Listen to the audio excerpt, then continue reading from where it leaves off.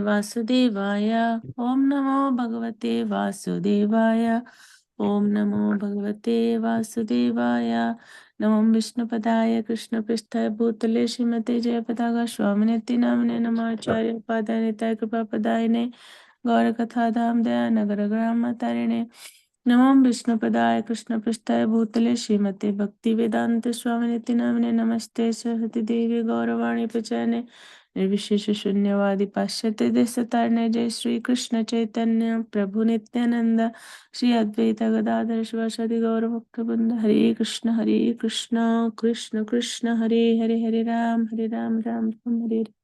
Hare Krishna. So we'll continue reading teachings of Lord Chaitanya, book chapter 10.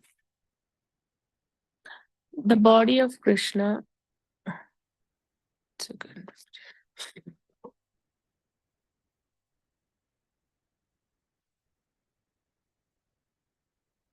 The body of Krishna, the ocean of the eternal beauty of youth, can be seen to move in waves of beauty.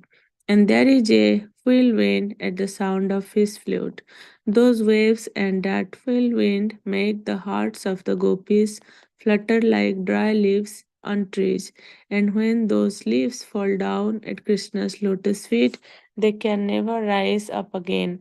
There is no beauty to compare with that of Krishna, who is the origin of Narayana and all other incarnations. For no one possesses beauty equal to or greater than Krishna's.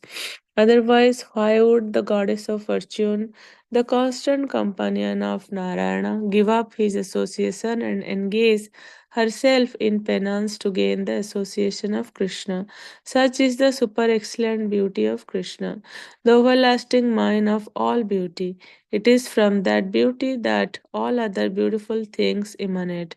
The attitude of the gopis is like a mirror upon which the reflection of Krishna's beauty develops at every moment. Both Krishna and gopis increase their transcendental beauty at every moment, and there is always transcendental competition between them. No one can appreciate the beauty of Krishna by properly discharging his occupational duty or by undergoing austerities, practicing mystic yoga, cultivating knowledge, or offering various kinds of prayers. Only those who are on the transcendental platform of love of God, who engage in devotional service only out of love, can appreciate the transcendental beauty of Krishna. Such beauty is the essence of all opulences and is appreciated only in Golaka Vrindavan and nowhere else. In the form of Narayana, the beauties of mercy, fame, etc. are all established by Krishna. But Krishna's gentleness and magnanimity do not exist in Narayana. They are found only in Krishna.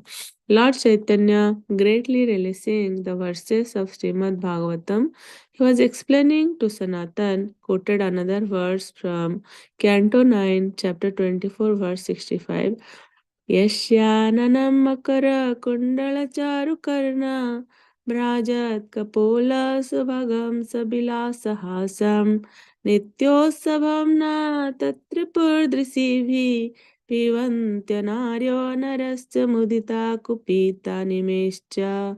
The gopis used to release the beauty of Krishna as a ceremony of perpetual enjoyment. They enjoyed the beautiful face of Krishna, his beautiful ears with earrings, his broad forehead, his smile, and while enjoying the sight of Krishna's beauty, they used to criticize the Creator, Brahma, for causing their vision of Krishna to be momentarily impeded by the blinking of their eyelids. The Vedic hymn known as Kama Gayatri describes the face of Krishna as the king of all moons. In metaphorical language, there are many different full moons, but they are all one in Krishna. There is the full moon of his face, the full moons of his cheeks, the full moon of the sandalwood pulp spot on his forehead, which is a half moon, and the beautiful full moons of his fingernails and toenails. In this way, there are 24 and a half moons, and Krishna is the central figure of all of them. The dancing movement of Krishna's earrings, eyes, and eyebrows is very attractive to the damsels of Braja. Activities in devotional service increase the sense of devotional service. What else is there for two eyes to see beyond the face of Krishna? Since one cannot sufficiently see Krishna with only two eyes, one feels incapable and thus become bereaved. Such bereavement is slightly reduced when one criticizes the creative power of the Creator. The unsatiated seer of Krishna's face thus laments, I do not have thousands of eyes, but only two, and even these two eyes are disturbed by the movements of my eyelids. So it is to be understood that the creator of this body is not very intelligent. He is not conversant with the art of ecstasy, but is simply a prosaic creator. He does not know how to arrange things properly, so one can see only Krishna. The gopis' minds are always engaged in releasing the sweetness of Krishna's body. He is the ocean of beauty, and the luster of his body and the beauty of his face and smile are all attractive to the minds of the gopis. In the Krishna Karnamrita, Krishna's body, face, and smile have been described as sweet, sweeter, and sweetest. When there are three kinds of contamination in the bodily constitution, convulsions take place. Similarly, a perfect devotee of Krishna experiences convulsions when he is overwhelmed by seeing the beauty of Krishna's body, face, and smile. Before Krishna's beauty, the devotee sometimes stays immersed in this ocean of transcendental convulsions without receiving treatment, just as a patient suffering ordinary convulsions may be prevented by a physician from receiving a drink of water for relief.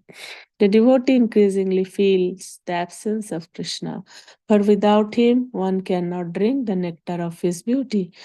When the transcendental sound of Krishna's flute vibrates, the devotee's anxiety to hear that flute penetrates the covering of the material world and enters the spiritual sky, where the transcendental sound of the flute enters into the ears of gopis and their followers. The sound of Krishna's flute always resides within the ears of the gopis and increases their ecstasy. When they hear it, no other sound can enter their ears, and they are unable to reply properly to their family members' questions, for all these beautiful sounds are vibrating in their ears. Does Lord Uh, Chaitanya explain? this mother, we can stop there, mother. This is the last paragraph, Prabhu. Okay, okay, okay. Thus, Lord Chaitanya explained the transcendental constitution of Krishna, his expansions, his bodily luster, and everything connected with him. In short, Lord Chaitanya explained Krishna, the essence of everything as he is. End of chapter 10. I'll summarize from today's reading, like we are reading the Krishna's about Krishna's beauty. Yesterday we saw read about how why Krishna is known as Madan Mohana is all attractive. And today, Lord Chaitanya is further describing to Sanatan Goswami about Krishna's beauty. So, like how beautiful Krishna's face is compared to like all the moons become one in Krishna's face, and about like how ecstatic his face and his when he dances, about his earrings, his eyes and eyebrows, and like how the it is also mentioned like with knowledge and with yogic practice or like all the sadhanas we cannot like we cannot appreciate Krishna's beauty. Only devotees who practice devotional service, they can only appreciate Krishna's beauty. And here lots of things are mentioned about Krishna's beauty, and gopis too mention like gopis how they are like they are complaining about the creator has given only just two eyes also, and in those two eyes also there are eyelids. So like they are complaining about the fault in the creator don't know how to create. So we can always appreciate and see about Krishna's beauty. The gopis are then complaining about Brahma don't know how to create the living entities.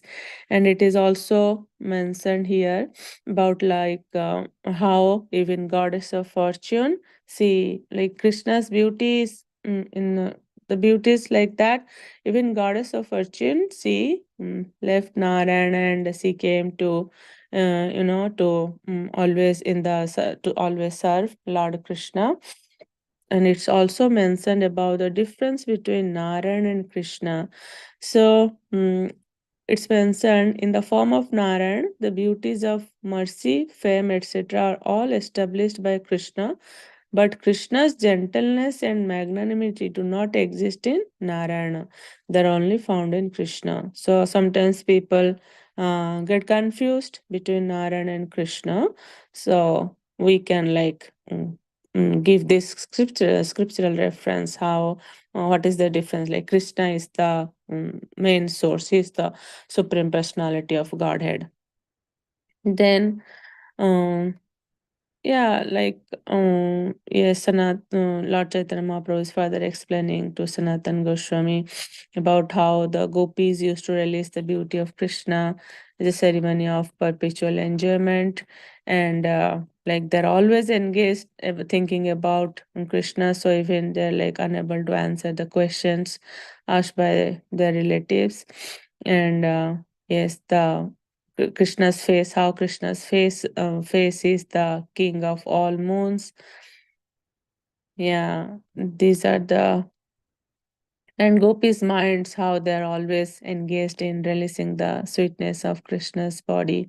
Krishna's body is the like ocean of beauty. Yeah, and also compared gopis' minds like to mirror and Krishna's beauty reflection on that mirror, and it grows like day by day. Yes, yeah, those are few things. Yeah, my takeaway from today's reading. Tomorrow we'll